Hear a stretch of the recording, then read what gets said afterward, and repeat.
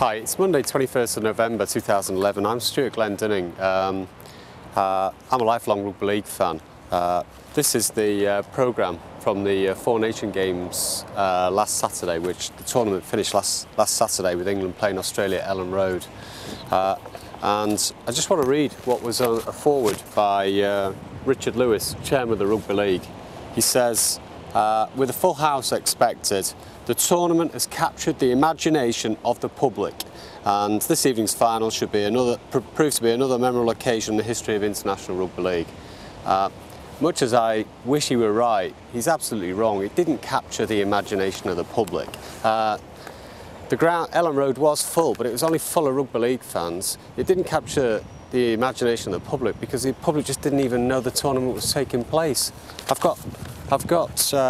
I read the Daily Telegraph most of the time, and I've got a Telegraph Sport, and this is from Friday, the 4th of November, and that was the eve of the game at Wembley, where Wales were playing New Zealand and England were playing Australia, and nearly 45,000 people turned up for this game, and it involved the likes of Darren Lockyer, Billy Slater, Jonathan Thurston. Now, rugby league fans know how good these players are, but most people have got absolutely no idea. Most people in this country have never even heard of them. And for New Zealand, we had Benji Marshall. We had some absolutely fantastic international rugby league talent playing that weekend. And on the eve of the game, this is what the Telegraph, the Daily Telegraph, had to say. Rugby League head coach Steve McNamara believes England can win the Four Nations. His team play Australia tomorrow. To win the tournament would be a massive boost, he said. That's it. That is the entire coverage the Daily Telegraph devoted to a game at Wembley, well over 40,000 people in attendance, some international stars.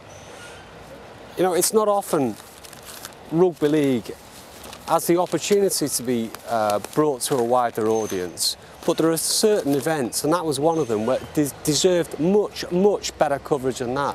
And it really damages rugby league to have coverage like this, because it stops sponsors getting involved in the sport, and other people who would have loved to have seen that game, loved to have seen Sam Tompkins' brilliance, and most people don't even know who Sam Tompkins is, and would love to have seen Ryan Hall's fantastic tries. They were doing something else, probably out shopping or something, because they had absolutely no idea the game was taking place. They had no idea the tournament was taking place. Ellen Road was full just with rugby league fans. The wider public were just completely unaware. This kind of coverage is really damaging, and it probably stems because of a Southern-based media. You know, I've raged about press coverage and media coverage for rugby league for a long time, and that was the straw that broke the camel's back. On Thursday, the 1st of December, I'm going to be picketing outside the Daily Telegraph offices in Victoria in London. Hey, you know, it may not do any good, but certainly doing nothing, that won't do any good. And if there are any rugby league fans who'd care to join me, it'd be you know, I'd really welcome you joining me, but whether you come or not, I'll be there. And I'm going to try and make a point and at least let people know at the Daily Telegraph, because most people at the Daily Telegraph will be blissfully unaware of what the sports coverage is like for our sport. Well, at least they'll be aware that rugby league fans are pretty jacked off with the situation.